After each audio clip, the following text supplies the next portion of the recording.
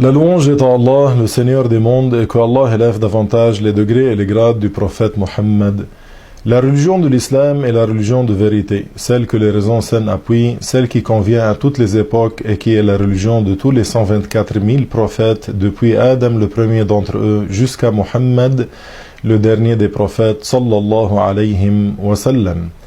Allah a envoyé les prophètes afin qu'ils guident les gens vers le bien, la vertu et la piété envers Allah Ta'ala, et afin qu'ils les incitent à s'attacher fermement à cette religion jusqu'à la fin de leur vie. La piété envers Allah consiste à accomplir ce que Allah Ta'ala a ordonné d'accomplir et à se garder de commettre ce qu'il a interdit, et pieux celui qui agit ainsi.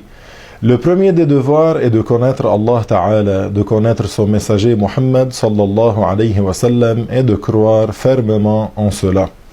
Pour le non-musulman qui veut entrer en islam, la foi n'est pas acceptée tant qu'il n'a pas prononcé les deux témoignages. Quant au musulman, il lui est un devoir de les prononcer dans chaque prière pour que sa prière soit valable. Les deux témoignages sont « Je témoigne qu'il n'est de Dieu que Allah et je témoigne que Muhammad est le messager d'Allah ». La signification de « Je témoigne qu'il n'est de Dieu que Allah », je reconnais par ma langue et je crois fermement par mon cœur que nul ne mérite d'être adoré hormis Allah Ta'ala lui seul, c'est-à-dire que nul ne mérite qu'on lui voue l'extrême humilité et soumission hormis Allah. Allah, le Créateur, qui n'a pas une longueur, ni largeur, ni pesanteur, ni couleur. Il n'est ni jaune, ni rouge, ni noir, ni blanc, ni transparent. Il n'a besoin de rien, il ne ressemble à rien. Il n'habite pas les cieux, ni les terres, ni le paradis, ni l'enfer. Il n'est pas assis sur le trône, il existe avant l'endroit, sans endroit. Il est le plus haut en grade et en degré, non pas par la place, et il est le plus grand en grade et en degré, non pas par la forme. Il n'est de Dieu que lui, Muhammad est son messager.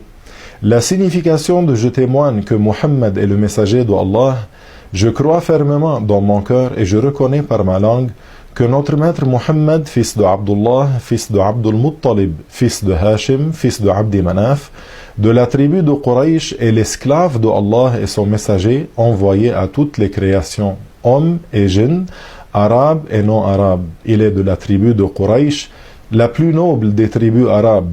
Il est né à la Mecque, là où il habitait, quand la révélation lui a été descendue à l'âge de 40 ans lunaires.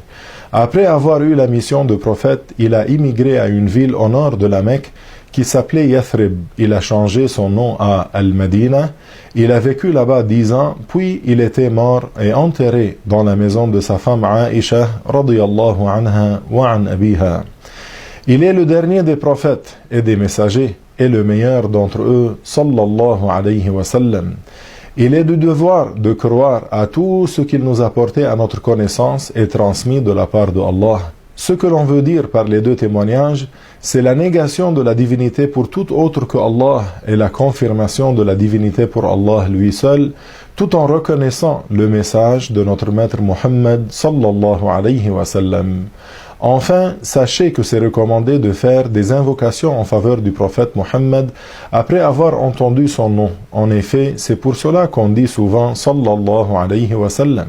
Cette phrase est une invocation en faveur du prophète sallallahu alayhi wa sallam qui signifie que Allah l'honore et l'élève davantage en degré et préserve sa communauté de ce qu'il craint pour elle. Suite à mes propos, je demande à Allah Ta'ala de nous accorder les bonnes intentions, la bonne compréhension. Walhamdulillahi Rabbil Alameen.